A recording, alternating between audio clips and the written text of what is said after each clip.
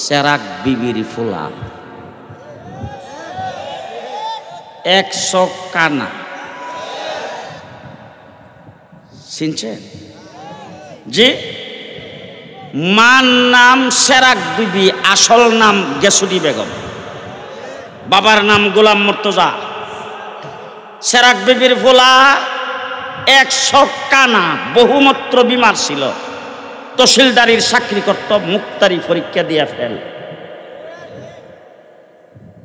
সর্বশেষ কলেরা রোগে পায়খানার টাটিত পইরা মরছে। এটা নবী? নবী না কাফের? নবী না কাফের? আরো জোরে, আরো জোরে।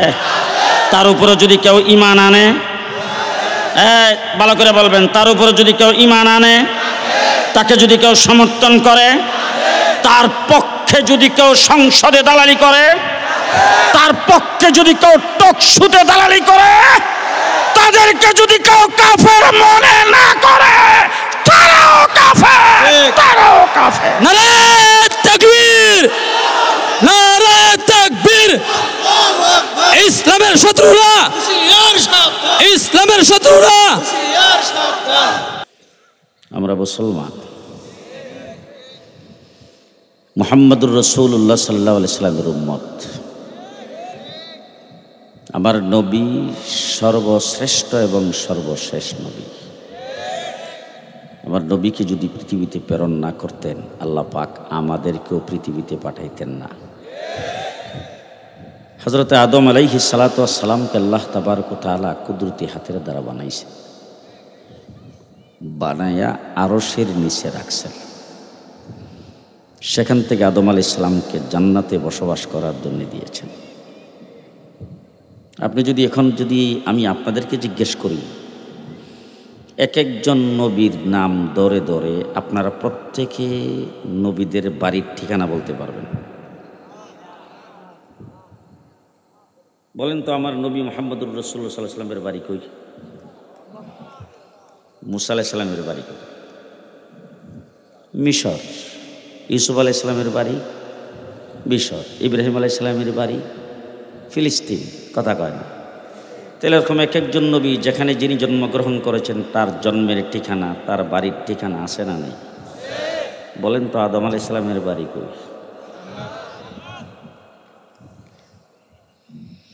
তাম পৃথিবীর কোন জায়গায় আদম আলাইহিস সালামের বাড়ি ঠিকানা আছে? কোরআন বলছেন, ওয়াকুলনা ইয়া আদম উসকুন আনতা ওয়া যাওজুকাল জান্নাহ। আদম, জান্নাত তোমার জন্য বাড়ি, তুমি তোমার বেগমরে নিয়ে থাকো। এবার জিজ্ঞেস করতে চাই, আদম আলাইহিস সালাম আমাদের কি লাগে? আব্বা কইতে শরম করে। আদম আলাইহিস সালাম কি লাগে? যে আপনাদের মাঝে মধ্যে বানরের সন্তান কেউ নাই তো?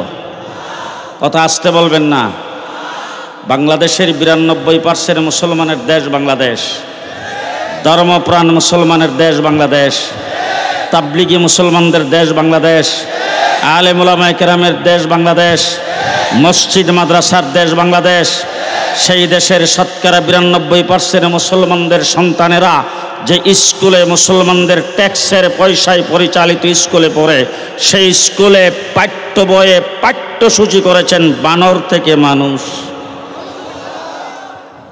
আমরা বানরের সন্তান।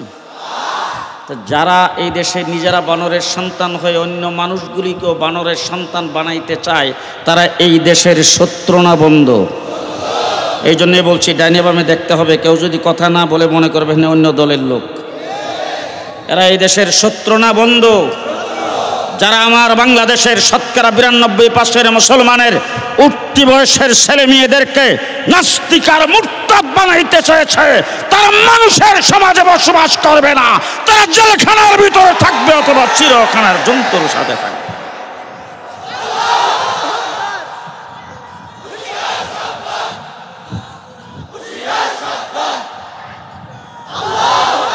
আমরা আদম সন্তান, জান্নাতি বাবার সন্তান। আমাদের বাবার বাড়ি কোথায়? হ্যাঁ, জান্নাতি বাবার সন্তান আমরা। বাবার বাড়ি জান্নাতে হইলে আমরা বাড়ি কো? আপনাদের গিউরের কোনো লোকজন আছে ঢাকা বাড়ি করছে? আসে না? আমাদের বাংলাদেশের অনেক লোকজন আছে, আমেরিকা গেলে, কানাডা গেলে, ইউরোপে, লন্ডনে গেলে দেখা হয়। অনেক লোকজন আছে একদম বৃদ্ধ হয়ে গেছে, দীর্ঘ সময় দেশে আর কোনো সময় আসে না, বাঙালি মানুষ, কিন্তু নাম জিজ্ঞেস করে যদি বাড়ি জিজ্ঞেস করি তাহলে বাংলাদেশ বলে। তা আমি একজনকে জিজ্ঞেস করলাম, বাংলাদেশে বাড়ি বললেন কেন? দেশে কি জানটান? বলে, হুজুর দেশে তো কেউ নাই, আর দেশে গেলে কেউ চিনবেও না। আবার বলতেছে, আমি আর বুড়ি ছাড়া ঘরে বাংলা কই নেই নাই। তাহলে বাড়ি জিজ্ঞেস করার পরে বাংলাদেশ কইলেন যে? কাজে বাপদাদার বাড়ি আসছিল বাংলাদেশে। তো বাবার বাড়ি যেখানে, সন্তানের বাড়িও। আমরা আদম সন্তান, আমাদের বাবার বাড়ি জান্নাতে, আমাদের বাড়িও জান্নাতে, আমরা জান্নাতের ওয়ারিস সূত্রে মালিক। তাম পৃথিবীর সব কিছু তৈরি করেছেন কে? আসমান কে বানাইছে? জমিন কে বানাইছে? যমুনা নদীটা তো বোধ হয় জিয়াউর রহমানে কাটাইছে। এরশাদ চাচা, খালেদা জিয়া, কে? হ্যাঁ, একটা পুষ্কুনি কাটাইতে কয়েক বছর সময় লাগে। নদীটা কে কাটাইল? আটলান্টিক মহাসাগর বিমানে পাড়ি দিতে 9 ঘন্টা লাগে, 9 ঘন্টা। এত বড় সাগরটা কে কাটাইছে? বোল্ডেজার বোধ নিছিল মানিকগঞ্জ থেকে। জি, এবার আল্লাহকে জিজ্ঞেস করেন, আল্লাহ এত কিছু যে তুমি বানাইলা, 80,000 মাখলুকাত তৈরি করেছ, 80,000 মাখলুকাত। এখন সুবহানাল্লাহ বলা লাগবে না, সকালে নাস্তার পরে কইলে হইব। এই 80,000 মাখলুকাত তৈরি করেছেন কে? আল্লাহকে একটু জিজ্ঞান্ত, ও আল্লাহ তুমি যে এত কিছু বানাইলা, কিভাবে বানাইলা? আমার আল্লাহ বলেন, দুনিয়ার মানুষ তোমরা তো যত বড় শিক্ষিত আর যত বড় বিদ্বান আর যত বড় দার্শনিক হও, তোমাদের জন্য কোনো কিছু তৈরি করতে হইলে মাল ম্যাটারের দরকার হয়, উপায় উপকরণ দরকার হয়, আসবাবপত্রের দরকার হয়, হাতিয়ার যন্ত্রের দরকার হয়, মেশিনারি জিনিসপত্রের দরকার হয়। আমি আল্লাহ যদি কোনো কিছু তৈরি করতে চাই, ইজা আরাদা শাইআন আইয়াকুলা লাহু কুন কুন কুন। কাফ আর নুন। কোন অর্থ হলো হয়ে যাও, ফায়া কোন। উলামায়ে কেরাম এখানে উপস্থিত আছে। ফা কোন জায়গায় ব্যবহার হয়? তাৎক্ষণিক বুঝাইবার জন্য ফা ব্যবহার হয়। আল্লাহ বলেন ফায়া কোন, কোন বলতে দেরি, ফায়া কোন হইতে দেরি নেই। যাবতীয় সব কিছু কোন বলার দ্বারা বানাইছি। এবার জিজ্ঞেস করেন তো, আল্লাহ পোকামাকড় কেমনে বানাইছো? বলে কোন বলার দ্বারা বানাইছি। আল্লাহ তুমি জিন জাতি কেমনে বানাইলা? কোন বলার দ্বারা বানাইছি। আল্লাহ তুমি ফেরেশতা কেমনে বানাইছো? হিডেও কোন বলার দ্বারা বানাইছি। যে জান্নাতের হুর গিলমান কেমনে বানাইলা? বলে হিডেও তো কোন বলার দ্বারা বানাইছি। তাহলে দরিয়ার মাছ কেমনে বানাইছো? বলে হিডেও তো কোন বলার দ্বারা বানাইছি। তাইলে জন্তু জানোয়ার কেমনে বানাইছো? কোন বলার দ্বারা বানাইছি। সাপ বিচ্ছু কেমনে বানাইলা? কোন বলার দ্বারা বানাইছি। আল্লাহকে একটু জিজ্ঞেস করুন তো, ও আল্লাহ আমাদেরকে যে তুমি আশরাফুল মাখলুকাত সৃষ্টির সেরা জাতি মানুষ বানাইছো, আমাদেরকে কিভাবে বানাইছো? আমার আল্লাহ বলেন খালাকতাহু বিয়াদাই। ও মানুষ, তুমি চিল্লা না, তোমাকে আমার হাতের দ্বারা বানাইছি। তোমাকে একমাত্র, শুধুমাত্র, কেবলমাত্র তোমাকে আমার কুদরতি হাতের দ্বারা বানাইছি। হযরত আদম আলাইহিস সালামের বাড়ি জান্নাতে। আদম আলাইহিস সালাম জান্নাতে বসবাস করে। আল্লাহ পাককে হঠাৎ করে একদিন আদম আলাইহিস সালাম জিজ্ঞেস করতেছে, আল্লাহ আমাকে ছাড়া তো তুমি আর কাউকে বানাই নাই, কুদরতি হাতের দ্বারা তুমি আমাকে বানাইলা, আর আমি তো একা, আমার কোনো ভাই বেরাদরও নাই, আমার মা বাবাও নাই, আমার কোনো গোষ্ঠীও নাই, কেউ নাই, তা আমি একা মানুষ, কিন্তু যেই দিকে তাকাই সেই দিকেই দেখি তোমার নামের সাথে একটা নাম লেখা। আল্লাহ রাব্বুল আলামিন জিজ্ঞেস করেছেন, আদম কোথায় দেখলা, কি নাম দেখলা? আদম আলাইহিস সালাম বলেন, কেন? জান্নাতের আরশের নিচে যখন আমাকে রাখা হয়েছে, আমার ভিতরে রূহ দেওয়ার সাথে সাথে যখন চোখ তুলে তাকাইলাম, দেখি আরশের মধ্যে বড় করে লেখা লা ইলাহা ইল্লাল্লাহ, সাথে লেখা মুহাম্মাদুর রাসূলুল্লাহ।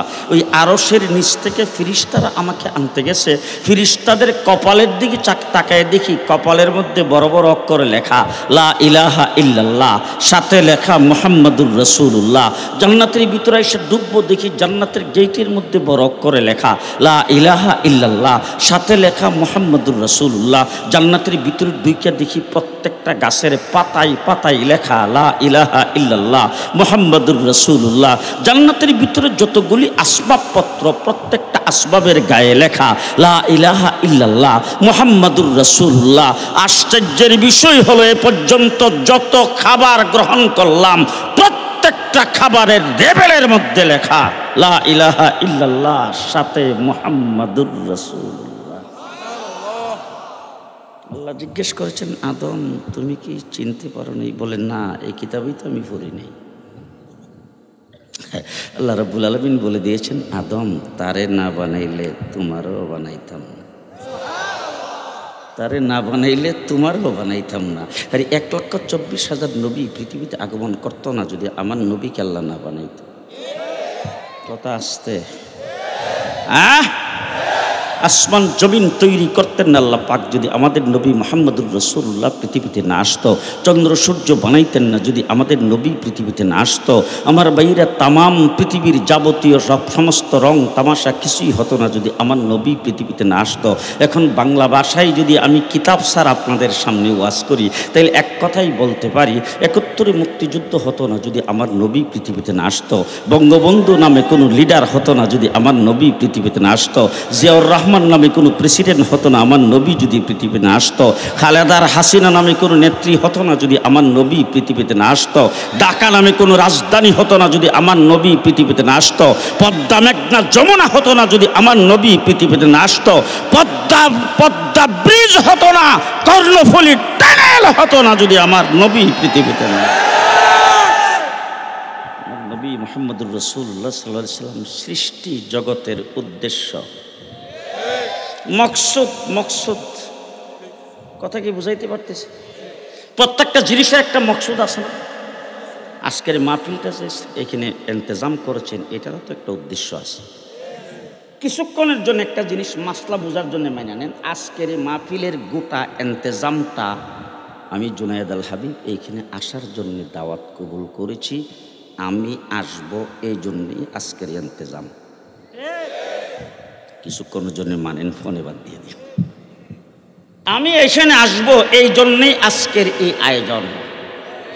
এখন বলেন তো, আমি আসছি আগে না প্যান্ডেল বানাইছেন আগে? হ্যাঁ, মাইকটা তো মনে হয় আমি আসার পরে। মাইকও আগে, লাইট লাগাইছেন তো আমি আসার পরে, লাইটও আগে। আপনারা তো আসছেন আমি আসার পরে, আপনারাও আগে। আমি হইলাম এই মাহফিলের মূল মকসুদ, মূল উদ্দেশ্য। আমি আসছি পরে, স্টেজ করেছেন আগে, আমি আসছি পরে, মাইক লাগাইছেন আগে, আমি আসছি পরে, আমি মকসুদ, আমি আসছি পরে, লাইট লাগাইছেন আগে। ঠিক তেমনি করে তামাম সৃষ্টি জগতের উদ্দেশ্য মকসুদ হলেন নবী মুহাম্মদুর রাসূলুল্লাহ সাল্লাল্লাহু আলাইহি ওয়াসাল্লাম। চন্দ্র সূর্য আল্লাহ পাক তৈরি করেছেন আগে, নবী মুহাম্মদ পৃথিবীতে আসছে পরে। আসমান জমিন তৈরি করেছেন আগে, নবী মুহাম্মদ পৃথিবীতে আসছে পরে। 1,24,000 পয়গাম্বর শ্রোতা হিসাবে পৃথিবীতে আগমন করেছেন আগে, আমার নবী আসছেন পরে। দৃষ্টান্ত স্বরূপ অনেক সময় বলে থাকি, ভাত খান চাউলের না দানের? চাউলের ভাত, চাউল আগে না দান আগে? যে আপনাদের দেশের সিস্টেম আমি জানি না, আমার দেশের বাড়ি ব্রাহ্মণবাড়িয়া। আমার দেশের সিস্টেম হলো সর্বপ্রথম দানটারে ফানি দিয়া ভিজায়া তারপর এক জায়গার মধ্যে এটারে রাখে, ভালো করে চাপা দিয়া 2-3 দিন পরে বের হয় গেরা। গেরাটা বের হইলে বোধ হয় খিচুড়ি ভাগ করে খায়।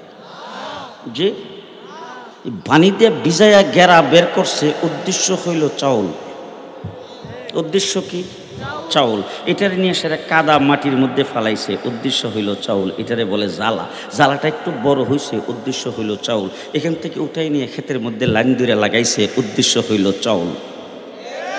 যে এরপরে সার দিছে, গোবর দিছে, পানি দিছে, হুইটার দিছে, আগাছা পরিষ্কার করছে, উদ্দেশ্য হইল চাউল। ধান গাছটা বড় হয়ে ধানের শীষ ধরছে, উদ্দেশ্য হইল চাউল। ক্ষেতের মধ্যে ফাঁকছে, উদ্দেশ্য হইল চাউল।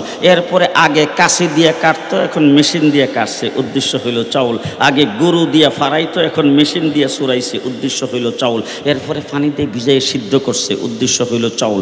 রুদ্রি দিয়ে শুকাইছে, উদ্দেশ্য হইল চাউল। শুকাইয়া সারার পরে মেশিনে ভাঙ্গাইয়া চাউল বের করছে। কিছু যে আগে করলো, উদ্দেশ্য কি? উদ্দেশ্যে এবার বলেন তো চাউল আসলো কখন? জি, চাউল হলো মূল উদ্দেশ্য। চাউল আসছে সকলের পরে। ঠিক তেমনি করে সৃষ্টি জগতের মকসুদ হলো আমার নবী মুহাম্মদুর রাসূলুল্লাহ সাল্লাল্লাহু আলাইহি সাল্লাম। তিনি পৃথিবীতে আসছেন সকলের পরে। কথা ভালো করে বুঝবেন। এবার আসেন দেখি, চাউল যখন হয়ে গেছে, মেশিনে ভাঙ্গে যখন চাউল বের করে ফেলছেন, চাউলটা দিয়ে দান বানান তো। চাউল থেকে দান। জি, গভীর রাত্রে প্রায় 1-1:30টার সময় আমাদের ব্রাহ্মণবাড়িয়াতে এক মাহফিল থেকে বয়ান করে যখন আসতেছি, আমার পরিচিত একজন মাওলানা সাহেব আমার গাড়ির কাছে এসে বলতেছে, হুজুর সে কিছু মনে না করলে আমি আপনার গাড়ির সামনে সিটটা খালি আছে, একটু উঠতাম। ঠিক আছে, উঠেন, কোথায় যাবেন? বলে ওর সামনে নেমে যান। তো গাড়িতে উঠতে বসে বলতেছে, হুজুর এখন তো অনেক রাত্র হয়ে গেছে, আপনি খুব ক্লান্ত, বিরক্ত হবেন, এই জন্য আসলে আগে বলি নাই। এই রাস্তায় যাইতেই সামনে একজন ব্যক্তি নতুন একটা মেল করছে। মিল, ওই মিলটার গেটে গাড়ির থেকে নামতে হবে না, গেটের মধ্যে গাড়িটা রাইখা ওখানে একটু দোয়া করে যাবেন, লোকটা খুব খায়েশ করছে। আমি বল ঠিক আছে চলেন। তো মেলের গেটে গাড়ি রাখলাম, রাখার পরে আমি গাড়িতে বসেই ওই লোক এসে আমার সঙ্গে মুসাফা করলো। আমি এখানে দোয়া করে আর তারপরে গাড়ি যখন ছাড়ছি, ওই মৌলানা সাহেব আরও সামনে যায় নামবে। ওনাকে জিজ্ঞেস করলাম, ওই মিলটা কিসের মিল? হুজুরে মুডা চাউলটারে কাটটা শিখন বানায়। মুডা চাউলটারে কাটটা, মোটা চাউল কাটটা শিখন বাসমতি বানাইবার মেশিন আছে, চাউল থেকে ধান বানাইবার জি কিয়ামত পর্যন্ত হবে? জি, চাউল হলো মকসুদ। চাউল যখন মেশিন থেকে ভাঙ্গে বের করে ফেললেন, চাউল হয়ে যাওয়ার পরে চাউল দিয়ে যেমন ফিরা দান করা যায় না, আমার নবী হলো সৃষ্টি জগতের মকসুদ। আমার নবী পৃথিবীতে আগমনের পরে নতুন কোন নবী হওয়া যায় না।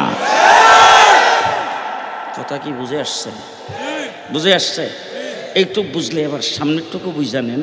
চাউল যখন হয়ে গেছে, চাউলের দ্বারা কি ভাত পাক করা সম্ভব? খিচুড়ি মনে হয় সম্ভব না। খিচুড়ি সম্ভব? পায়েস, ফেন্নি, পোলাও, তেহারি, কাচ্চি সম্ভব? গুড়ি কোটা, ছাতু করা, পিঠা বানানো সম্ভব? চাউল দিয়া ভাত পাক করা সম্ভব, কিন্তু চাউল দিয়া দান করা সম্ভব না। ঠিক তেমনি করে আমার নবী মুহাম্মদ পৃথিবীতে আগমনের পরে নতুন কোনো নবী হওয়া সম্ভব না।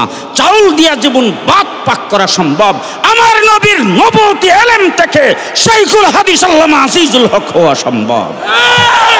চাউল দিয়ে যেমন পিঠা বানানো সম্ভব, আমার নবীর নবুয়তি ইলম থেকে মুফতি ফজলুল হক আমিনী হওয়া সম্ভব। চাউল দিয়ে যেমন খিচুড়ি পাক করা সম্ভব, আমার নবীর নবুয়তি ইলম থেকে আল্লামা আহমদ শফি হওয়া সম্ভব। চাউল দিয়ে যেমন ফিন্নি পাক করা সম্ভব, আমার নবীর নবুয়তি ইলম থেকে জুনায়েদ বাবনগরী হওয়া সম্ভব।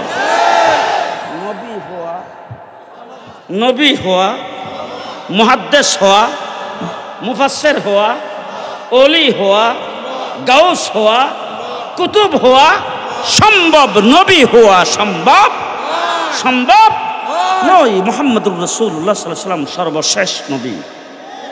কিয়ামত পর্যন্ত কোনো নবী নাই। কথা আসতে বলবেন না। এবার আসেন, আকীদা ভালো করে সহি শুদ্ধ করতে হবে। আমার নবীর পরে কিয়ামত পর্যন্ত কোনো নবী নাই। যদি কোনো ব্যক্তি নবী দাবি করে, এটা একটু দেখতে হবে, ডাইনি বাবু যে না কয় হেরে দিও কইবেন। আমার নবীর পরে কোনো ব্যক্তি যদি নবী দাবি করে, কোনো দলিল লাগবে না, দলিল ছাড়া, বিনা দলিলে কাফের। বলেন, বিনা দলিলে কাফের। আমার নবীর পরে কোনো ব্যক্তি নবী বলে দাবি করেছেন, সেই ব্যক্তি কাফের হওয়ার জন্য কোনো দলিল প্রয়োজন নাই, এমনিতেই সে কাফের। এবার দলিলও নেন। ইমামে আজম আবু হানিফার নাম তো জীবনে শোনেন নাই বোধ হয়। ইমামে আজম আবু হানিফা রাহমাতুল্লাহি আলাইহি বলছেন, যদি কোনো ব্যক্তি নবী দাবি করে আর সেই ব্যক্তিকে যাইয়া যদি কেউ প্রশ্ন করে, তুমি যে নবী, দলিল কি? এই কথাটা যেই ব্যক্তি জিজ্ঞেস করবে সেই ব্যক্তির সাথে সাথে কাফের হয়ে যাবে। কথা কি বুঝে আসতেছে? কথা কি বুঝে আসতেছে? বিনা দলিলে কাফের। আমার রাসূল বলেছেন, আমার পরে যদি কেউ নবী হইতো, রাসূল বলছেন আমার পরে যদি কেহ নবী হইতো, নবী আসার যদি মানে দরজা খোলা থাকতো, তাইলে আল্লাহ পাক হযরত উমরকে নবী বানাইতেন। আমার পরে নবী হইলে উমর হইতো। কোন উমর?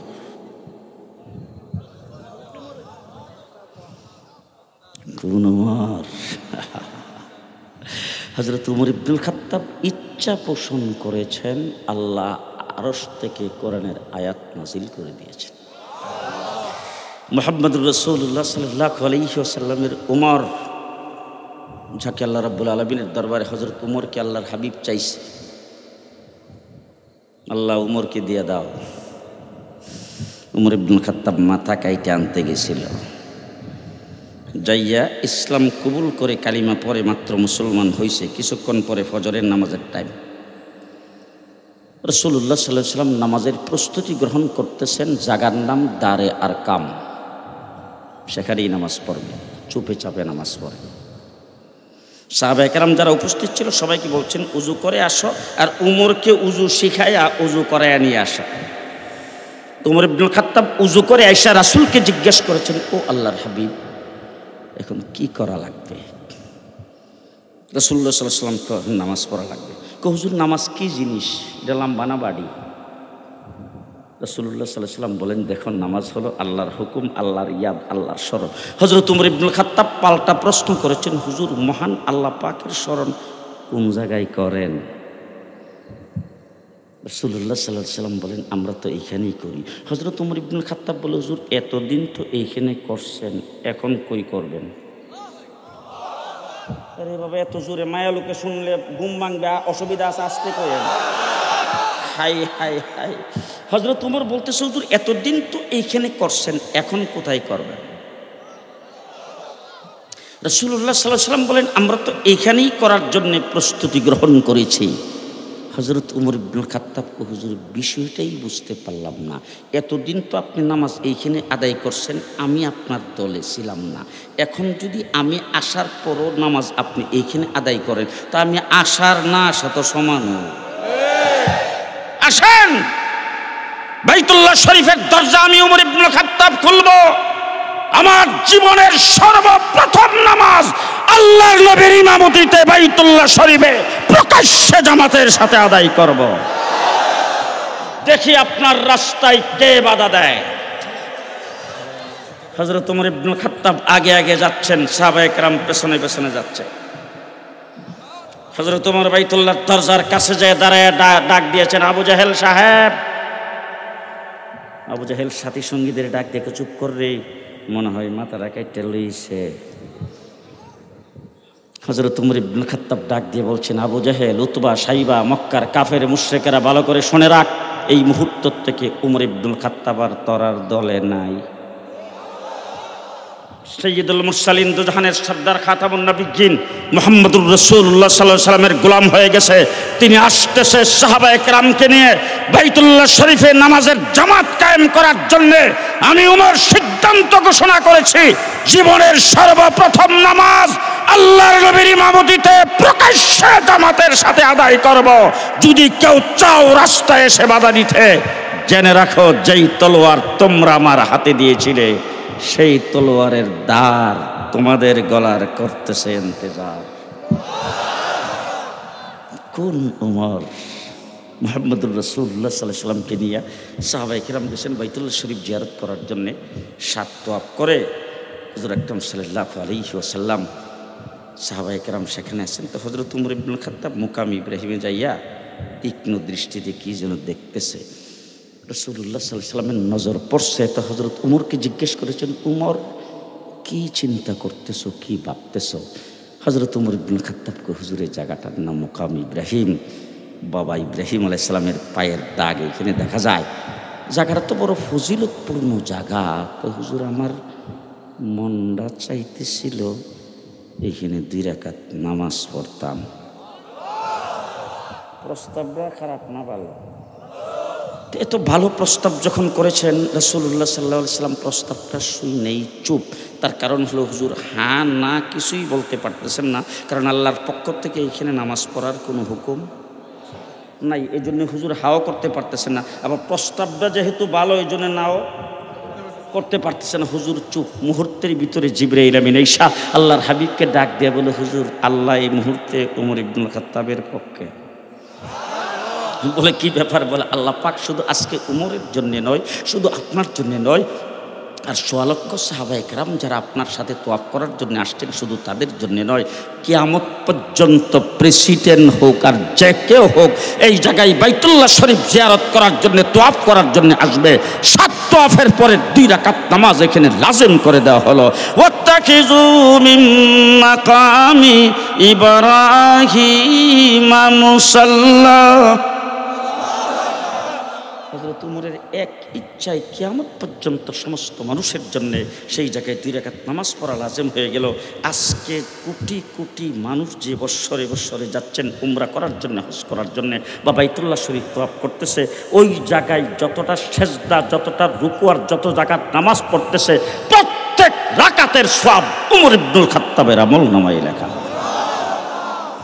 সেই উমর ইবনুল খাত্তাব আধারা জাহানের বাদশাহ। উমরের রাষ্ট্রের এরিয়া বোধ হয় মানিকগঞ্জ জেলাটার সমান। কত? 22.5 লক্ষ বর্গ মাইল। সুবহানাল্লাহ, আরো আস্তে আরো আস্তে।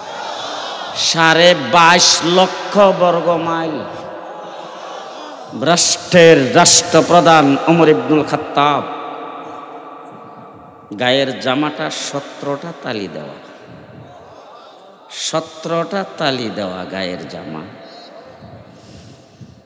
রিলিফের চাদর পেয়েছে সবাই একটা করে। মসজিদে নববীতে আমিরুল মুমিনিন খলিফাতুল মুসলিমিন ওমর মিম্বরে দাঁড়িয়েছেন খুতবা দেওয়ার জন্য। হযরত ওমর ইবনুল খাত্তাবের গায়ে চাদর 2টা। সাধারণ একজন মুসল্লি মসজিদের মধ্যখান দিয়ে দাঁড়ায় বলছে, ওমর খুতবা দেওয়া বন্ধ করেন, আগে প্রশ্ন করব, প্রশ্নের জবাব দিবেন, তারপরে খুতবা। আমাদের দেশের মেম্বার চেয়ারম্যান রে হাই হাই হাই হাই, সাধারণ মুসল্লি দাঁড়ায় বলছেন আগে না, আগে খুতবা দেওয়া বন্ধ করেন, প্রশ্নের জবাব দেন। কি প্রশ্ন? রিলিফের চাদর সকলকে বন্টন করা হয়েছে একটা করে, আমিও পাইছি একটা, অন্য মুসল্লিরও পাইছি একটা। আপনার গায়ে নতুন চাদর দেখা যায় 2টা। এই চাদর নিজে নিজে গনিমতের মাল হিসেবে ব্যবহার করার জন্য, সেই জন্য তো আপনাকে রাষ্ট্রপ্রধান বানানো হয় নাই। এটার সঠিক উত্তর দিবেন, তারপর খুতবা দিবেন। আর আমাদের দেশটা বর্তমানে চলছে সব মিথ্যার উপর। সত্য কথা কেউ বলবে, পরের দিনই অবস্থা খারাপ। হাই হাই, ওমর ইবনুল খাত্তাব আমিরুল মুমিনিন খলিফাতুল মুসলিমিন ওমর মিশরের নদীতে পানি নাই। ওমর নদীর কাছে চিঠি লিখেছে। চিঠির মধ্যে লেখা, ওই নদী, তুমি যদি আল্লাহর হুকুমে জারি হয়ে থাকো, আমার চিঠি পাওয়া মাত্র যেন পানি আসে। 2 নম্বরের একশে আল্লাহর হুকুম সারা যদি জারি হয়ে থাকো, তোমার মতো নদীর পানি আমার রাষ্ট্রে দরকার নেই। ইতিহাস তালাশ করে দেখেন, উমরের চিঠি পাওয়া মাত্র 12 ফিট। ইতিহাসিকগণ প্রমাণ করেছে আজকে 1450 বৎসর 12 ফিটের নিচে নামে নাই পানি। সেই উমর ইবনুল খাত্তাব, রাসূলুল্লাহ সাল্লাল্লাহু আলাইহি সাল্লাম বলছেন, আমার পরে নবী হইলে উমর হইত। যেই উমর কথা বললে, আল্লাহর নবীকে কোনো বিষয়ে পরামর্শ দিলে, আল্লাহ পাক আরশ থেকে উমরের কথা মতো, উমরের কথার সমর্থনে আয়াত নাজিল করে দেয়, সেই উমর এই উম্মতের জন্য নবী হতে পারল না। সেরাক বিবির ফুলা, 100 কানা, চিনছেন? যে মার নাম সেরাক বিবি, আসল নাম গেসুদি বেগম, বাবার নাম গোলাম মুর্তজা। সেরাক বিবির ভোলা 100 কানা, বহুমাত্র বিমার ছিল, তহসিলদারির চাকরি করত, মুক্তারি পরীক্ষা দিয়া ফেল। সর্বশেষ কলেরা রোগে পায়খানার টাটি পইরা মরছে। এটা নবী? নবী না কাফের? নবী না কাফের? আরো জোরে, আরো জোরে। তার উপরে যদি কেউ ঈমান আনে, ভালো করে বলবেন, তার উপরে যদি কেউ ঈমান আনে, তাকে যদি কেউ সমর্থন করে, তার পক্ষে যদি কেউ সংসদে দালালি করে, তার পক্ষে যদি কেউ টকশুতে দালালি করে, তাদেরকে যদি কেউ কাফের মনে না করে, তারাও কাফের, তারাও কাফের। নারায়ে তাকবীর, নারায়ে তাকবীর। ইসলামের শত্রুরা, ইসলামের শত্রুরা। মুসলমান, আমার নবী সর্বশেষ নবী, আমরা সর্বশেষ উম্মত। আমার রাসূল সাল্লাল্লাহু আলাইহি সাল্লাম বলছেন, আমি সর্বশেষ নবী, তোমরা সর্বশেষ উম্মত। আমার পরে নবী নেই, তোমাদের পরে উম্মত নেই। ঠিক কিনা বলে? তাহলে নবী মুহাম্মদুর রাসূলুল্লাহ সাল্লাল্লাহু আলাইহি সাল্লামের উম্মত আমরা, খুশি না বেজার? খুশি না বেজার? সর্বশ্রেষ্ঠ এবং সর্বশেষ নবীর উম্মত। শেষ কথা আমি আপনাদের সামনে যেটা বলতে চাই, যে কথাটা বলার জন্য এখানে দাঁড়িয়েছিলাম, কথা অন্যদিকে চলে গেছে, অন্য কথা বলে ফেলেছি। আমার নবীর আগে 1,24,000 পয়গম্বর পৃথিবীতে আগমন করেছেন। আল্লাহ পাক কোরআনে কারিমের আগে আরো 3টা বড় কিতাব নাজিল করেছেন, 100 ছোট কিতাব নাজিল করেছেন। আজকের গোটা পৃথিবীতে যত জাদুঘর আছে, যত মিউজিয়াম আছে, কোনো একটা মিউজিয়ামে 100 সহিফার কোনো অস্তিত্ব কেউ দেখাইতে পারবে না। আছে? আছে? ইহুদিরা দাবি করে মুসা আলাইহিস সালামের উম্মত, তাওরীতের অনুসারী। চ্যালেঞ্জ করে বলতে চাই, মুসা আলাইহিস সালামের কাছে তাওরীত কিতাব নাজিল হয়েছিল, বাবার বেটা হইলে সেই তাওরীত কিতাবের কপি একটা দেখাও। হযরতে মুসা আলাইহিস সালামের কাছে যে তাওরীত কিতাব নাজিল হয়েছিল, সেই তাওরীত কিতাবের অস্তিত্ব পৃথিবীতে নাই। খ্রিস্টান সম্প্রদায় পৃথিবীতে, তারা নাকি সংখ্যাই বেশি। গোটা পশ্চিমা জগৎ তারা দখল করে রেখেছেন। গোটা পৃথিবীতে মাতবরি করে খ্রিস্টান।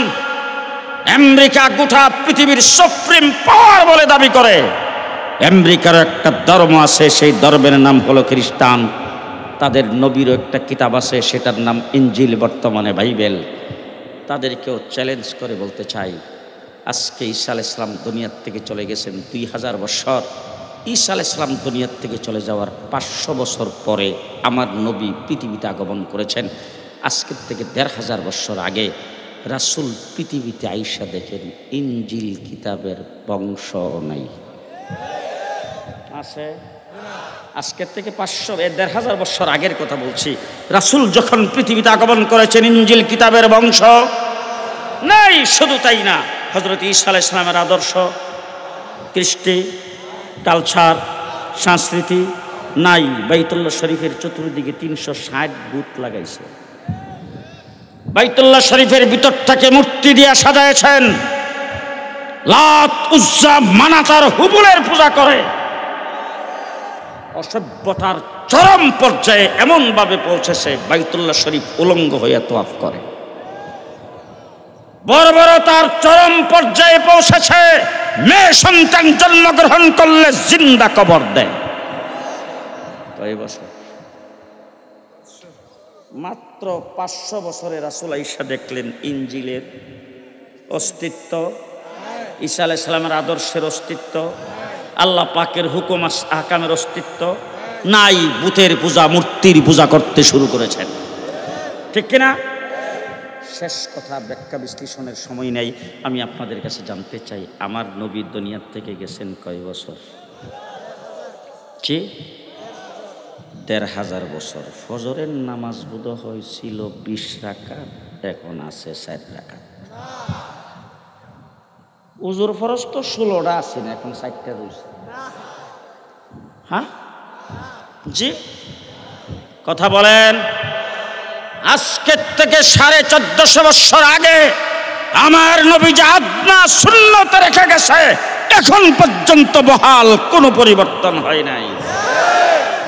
500 বছরের সব পরিবর্তন, 1450 বছরে কোনো পরিবর্তন হয় নাই, কিয়ামত পর্যন্ত হবে। দৃষ্টান্ত স্বরূপ অনেক সময় বলে থাকি, ছোট সময় যখন মক্তবে পড়তাম, আজকের থেকে 50-55 বছর আগে, তো মক্তবের কারি সাহেব আমাদেরকে পড়াইতো, টাট্টিতে যাওয়ার সময় সর্বপ্রথম বাম্পাও দিয়া যাইতে হইবে। কোথায় যাওয়ার সময়? কোন জায়গায়? টাট্টি, কথা বুঝে না। টাট্টি চিনেন তো? টাট্টি তো বোধ হয় ঘরের সঙ্গে অ্যাটাচ, টাইলস লাগানো না, কলা ভাতার, সলার সট, কথা কয় না, ঠিক না? খালের পারে, জি ওই টাট্টিতে যাওয়ার সময় ইসলামের বিধান, নবীর সুন্নত কোন পাও? কালক্রমে টাট্টি হয়েছে ল্যাট্রিন, কিছুদিন পরে হয়ে গেছে টয়লেট, কিছুদিন পরে হয়ে গেছে বাথরুম, বর্তমানে টাট্টি ওয়াশরুম। কি রুম? ওয়াশরুম। খালের ফারে রয়েছে তো কোথায়? জি রুমের সঙ্গে অ্যাটাচ, ঠিক কিনা বলেন? 12-14 ফিট, 16 ফিট, 18 ফিটের একটা রুমকে সাজাইছেন মাত্র 1 থেকে 1.5 লক্ষ টাকা দিয়া। বাথরুমে খরচ করছেন, ওয়াশরুমে খরচ করছেন 3 লাখ। জীবাণুমুক্ত সুগন্ধযুক্ত টাইলস, অত্যাধুনিক কারুকার্য, ঠিক কিনা বলেন? এবার জিজ্ঞেস করতে চাই, এত পরিবর্তনের পরে কোন সংসদে বিল পাশ হইতে আজ পর্যন্ত শুনছেন যে আগে আইন ছিল বাম পাও দিয়া ভিতরে যাওয়ার, এখন যেহেতু আর টাট্টি নাই, ওয়াশরুম যেহেতু দামি টাইলস লাগানো, এটার মধ্যে বাম পাও দেওয়া গেলে আর মান সম্মান থাকে না, এখন 2 পাও একসাথে দিয়া যাইতে হবে। এখনো তাবলিগ জমাতে তালিম দেয় কোন পাও, মক্তবের কারি সাবরা জিগাই শিখাই কোন পাও, মাদ্রাসার হুজুররা শিখাই কোন পাও। তাহলে টাট্টি, ল্যাট্রিন, টয়লেট, বাথরুম, ওয়াশরুমে পরিণত হয়েছে, নবীর সুন্নতের কোনো পরিবর্তন? যে জমানা ডিজিটাল হতে পারে, আধুনিক হতে পারে, মডার্ন হতে পারে, যুগ স্মার্ট বাংলাদেশ হতে পারে, ইসলামের বিধানের কোনো পরিবর্তন হবে না। 1450 বৎসরে কোরআনের পরিবর্তন হয় নাই, মাসলা মাসাইলের পরিবর্তন হয় নাই। ভালো করে জেনে রাখবেন, আল্লাহ ঘোষণা করেছেন আল ইয়াউমা আকমালতু লাকুম দীনাকুম, দিন ইসলামকে হল কমপ্লিট করে দিলাম। ব্যবসাকে আল্লাহ পাক হালাল করেছেন, কিয়ামত পর্যন্ত হালাল থাকবে। সুদকে হারাম করেছেন, কিয়ামত পর্যন্ত হারাম থাকবে, কোনোদিন হালাল হবে না। ইসলামের বিধান আজকের থেকে 1400 বছর আগে আসছে, কিয়ামত পর্যন্ত চলবে, কোনো পরিবর্তন হবে না। তাইলে অতীতের সবগুলো পরিবর্তন হয়ে গেল, এটা কেন হবে না? এই ছোট্ট কথাটা কি বলবো না? আগামী বছর আইলে কই, ছোট্ট কথাটা শুনবেন। অতীতেরটা পরিবর্তন হয়ে গেল, এখন কেন হইল না? অতীতের পরিবর্তনের দৃষ্টান্ত শুধু একটা দিতে চাই। হযরত মূসা আলাইহিস সালামের উম্মতের সংখ্যা 6 লাখ।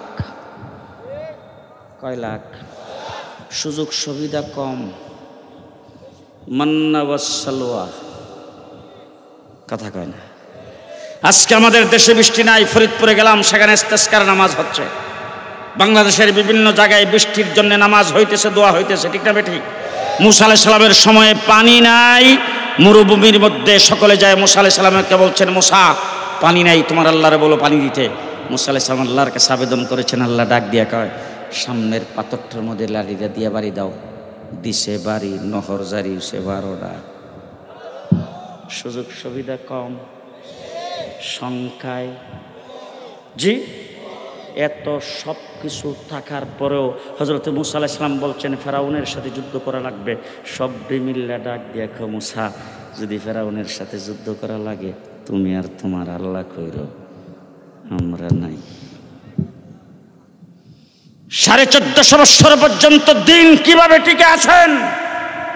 আমার নবী মুহাম্মদুর রাসূলুল্লাহ সাল্লাল্লাহু আলাইহি সাল্লাম 13টা বছর পর্যন্ত নির্যাতিত হয়ে হিজরত করে যখন মদিনায় গিয়েছেন, মক্কা থেকে হিজরত করে যারা মদিনায় গিয়েছেন, সাহাবায়ে কেরামের মাথার উপরে ছায়া নাই, পায়ের নিচে মাটি নেই, বউ বাচ্চা পর্যন্ত রয়ে গেছে মক্কায়, নির্যাতন হচ্ছে তাদের উপরে, সহায় সম্পত্তি মক্কায়, শুধুমাত্র পরনের কাপড়টা নিয়ে তারপরে চলে গেছেন।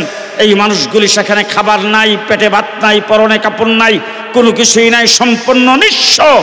সেই মানুষগুলির সামনে যখন আবু জেহেল 1000-এর বাহিনী নিয়ে মদিনায় আক্রমণ করার জন্য গিয়েছেন, আল্লাহ পাক যখন জিহাদের হুকুম জারি করেছেন, মুহাম্মদুর রাসূলুল্লাহ সাল্লাল্লাহু আলাইহি ওয়াসাল্লাম সাহাবায়ে কেরামকে যখন আহ্বান করেছেন, লাফাইতে লাফাইতে সব আইসা হুজুরের সামনে হাজির হয়েছে। রাসূলুল্লাহ সাল্লাল্লাহু আলাইহি ওয়াসাল্লাম চোখ ঘুরাইয়া সকলের দিকে তাকাইতেছেন। হুজুরের তাকানো দেখে সাহাবায়ে কেরাম বুঝে ফেলছেন রাসূল বোধহয় তাদের কাছ থেকে কিছু শুনতে চাচ্ছেন। সাহাবায়ে কেরাম রাসূলের সামনে দাঁড়িয়ে ডাক দিয়ে বলছেন, হুজুর, মূসা আলাইহিস সালামের উম্মত সকল সুযোগ সুবিধা থাকার পরে মূসা আলাইহিস সালামকে বলেছিল যদি যুদ্ধ করা লাগে তুমি আর তোমার আল্লাহ কইরো, আমরা নাই, আমাদের কোনো সুযোগ সুবিধা নাই, আমরা সংখ্যায় কম, আমাদের পায়ের নিচে মাটি নাই, মাথার উপরে ছায়া নাই, আমাদের পেটে ভাত নাই, পরনে কাপড় নাই, রোজা রাখেছি, শেষ রাত্রে সেহরি ঠিক মতন খেতে পারি নাই, ইফতার কি দিয়া করবো সেটা আমাদের জানা নাই, কিন্তু আমরা পরিষ্কার আপনার সামনে বলে দিলাম যতক্ষণ আমাদের দেহের ভিতরে প্রাণ থাকবে আপনার ডাইনে বামে সামনে আমরা লড়াই করতেই থাকবো, করতেই থাকবো। মূসা আলাইহিস সালামের উম্মত বলছে, লড়াই করা লাগলে তুমি আর তোমার আল্লাহ কইরো, আর আমার নবীর উম্মতের পেটে ভাত